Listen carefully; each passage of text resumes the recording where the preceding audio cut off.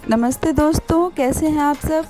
आज हम जा रहे हैं विशाल मेगा मार्ट क्योंकि मुझे ग्रोसरी का काफ़ी सारा सामान लाना था और गर्मी की वजह से मैं जा नहीं पा रही थी।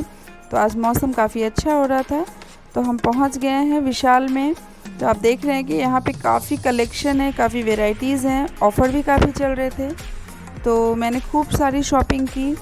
ग्रोसरी के अलावा भी मैंने काफ़ी चीज़ें ख़रीदी घर के लिए, आप देख रहे हैं। तो इसका एक हॉल मैं आपके साथ शेयर करूंगी जल्दी ही, क्योंकि आज मुझे काफ़ी लेट हो गया घर पहुंचते पहुंचते। तो बाय दोस्तों, मिलते हैं अगले ब्लॉग में।